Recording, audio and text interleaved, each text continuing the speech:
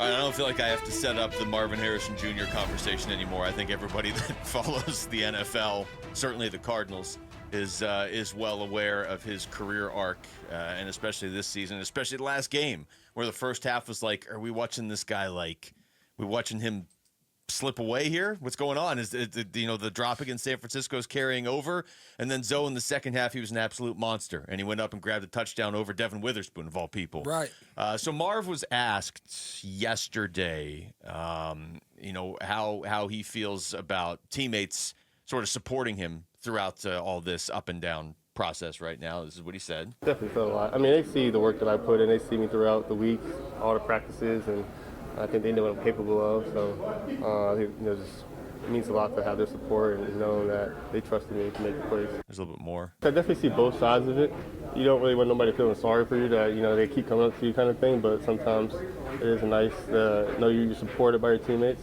So I would say there's definitely positives and pros and cons to it. All right, so let's just start there, Zoe.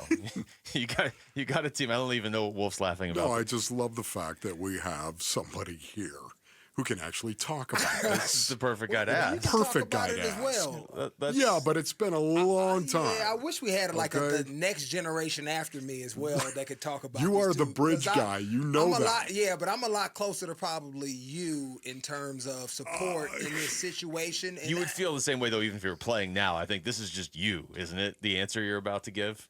I don't know that it's like a era of playing. I think the best way, right? I don't need everybody in the building doesn't need to come up to him.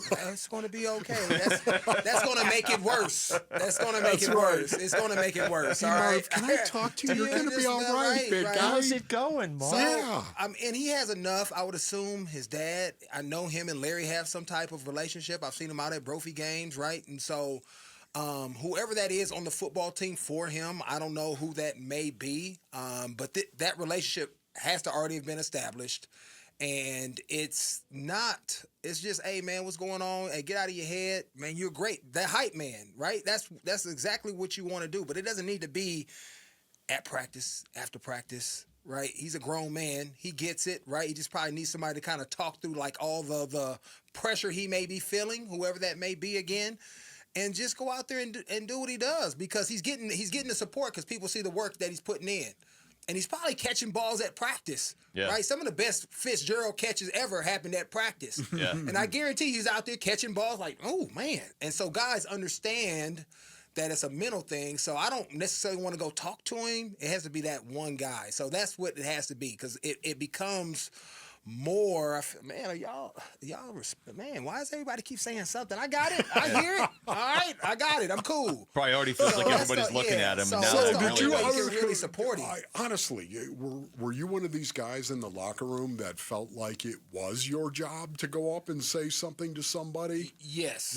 Because at the end, I mean, like a Calais, when you're in the league for a certain amount of time, regardless of position, guys naturally have a respect for your grind and what you've done to allow you to get there. Yes. And so going up and saying it, right, short and sweet, and you know how to speak to it a little bit, guys respect it. So they receive it, they hear it. And so for me as a veteran, I did think that was my responsibility as a leader on that football team to help young guys kind of navigate those situations. And if I couldn't relate to them, I'm trying to find who in this locker room has a similar experience that I can maybe kind of, hey, man, go talk to him, share your experience, just like, Tre'Davious White is doing with some of the young first-round corners that are there with him now in Buffalo, right? I was able to speak to Tre'Davious. Now he's passing that forward. Now, I wouldn't be able to speak to that first-round corner, but I know Tre'Davious in that locker room, okay, you was there too, and you experienced this. Hey, man, go share your story. Or whatever that looks like. And so you have that commonality, and because sometimes people just don't understand, and if you're the wrong messenger, even though you mean well, like, you don't know what I'm going through. You was undrafted, dude. You don't play no corner. You play D-line or a receiver. You play D-line. Dude, you're a three technique. You've been in the league 3 years, okay? Yeah.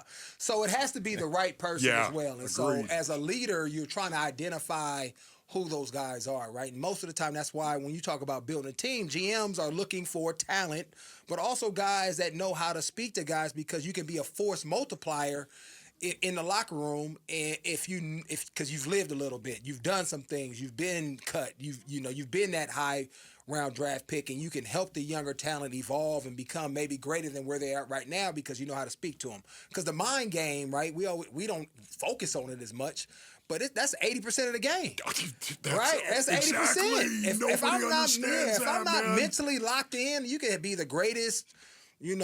Just like Marv, right? Built like a god, right? Got the ability of the top tier wide receivers, everything that you would want.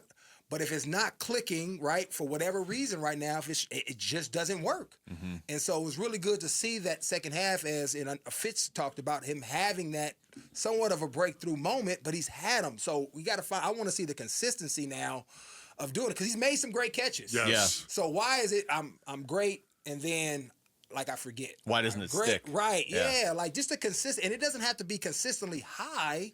But just somewhere in that middle, right? Yeah, why does it have to be here or here? Yeah, just somewhere in the middle, be nice and productive, solid, and grow into who we know you already are right now on a more consistent basis, having those highs a lot higher and minimizing the times that you are dropping balls and whatnot. I think it's really going to be important to watch Marvin Harrison Jr. and watch how he produces from this point forward. I do think that is going to... because it could become something that is really a mental. It was the two extremes in one game, too. Right, yeah. Two extremes in one game. I don't know that he's had extremes like you were saying, Zoe. I don't know if he's had them in the same game where in the first half it was like something's wrong, like something is wrong. He's he looks like he hates football, and then the second half he's like unstoppable. The cut you were talking about with Larry Fitzgerald on Sirius XM NFL Radio. This is what Fitz said. I think that second half of that game on Thursday was the best thing that could happen to him. You think about he had the two drops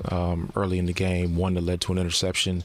He could have very easily put his head in the sand, and that could have gone really bad, right? But he came back and he made play after play when his number was called in that second half, and it really showed me like this guy he's got a lot of fight. He's got a lot of high football resolve character, and it's in his DNA. And so, I hope the positivity of that second half can carry on. And when I talk to people in the organization, in the facility, there's nobody that works harder than he does. The balls that he catches off the jugs machine, he's putting in the time, he's putting in the work. He understands the assignment. And, the one thing is it's like catching the football, you do it routinely and often enough to build the confidence, you'll do it at a higher level. But he checks the boxes, and I think his ability to continue to improve and get better is still really good. What's up, Fitzy? Love you, man. Even though you did go to Pitt. Your thoughts on that? I think he hits, the nail on the head. But I think the disconnect, because you can do a lot of work, but what is Marv's, you get into psychology a little bit with this. What is Marv's last thought as the ball is coming? Is it, I dropped that ball last week and it turned to interception? Or, hey, man, I caught 1,000 balls on the jugs machine. I got this. I got to go get it. Right? That whatever his last thought is, that typically is what happens. Don't drop it, you drop it, right? Yeah. And he doesn't say, I'm catching this thing regardless of what's happening, right? Don't drop it. That shift is everything. And so that's what he has to overcome, because he has some reps that have been talked about so much, like it's hard to forget them. Yeah. Right? There's baggage that he's carrying on. Yeah. He hasn't moved on to the next play, and he's carrying it with him. And sometimes he's able to overcome, but then it rears his ugly head at the wrong time. And so that's where he has to get to. Regardless if he's dropping it, he caught it. Some way in his mental mind, like a receiver think he's always open, he got to think, I've always caught the ball, like even before it. And so that's the mental game that he has to work through. And there's going to be some time to kind of grind his way out of that because of the inconsistencies that we've seen. And you get him to think like A.J. Brown. Yeah. That's what was great about not having much talent, basically. No Can I just tell you right now? Everything you did this was really, just run into him. Run into him as hard as you can. Hit him right in the face. Well, that was your talent. That was your superpower, because most people didn't want that. Most people don't want that. I call that a talent and a skill to be able to run somebody and hit him in the mouth. That's also a burden, though. That's your superpower. Point well taken. Here's your superpower, Wolf. Yours is to run into people full speed. You didn't have to think about it. Just do it. You don't have to have any last thoughts before you hit the guy. Like, wait, what am I going to do when I hit him? Is this become mental for a wedge buster?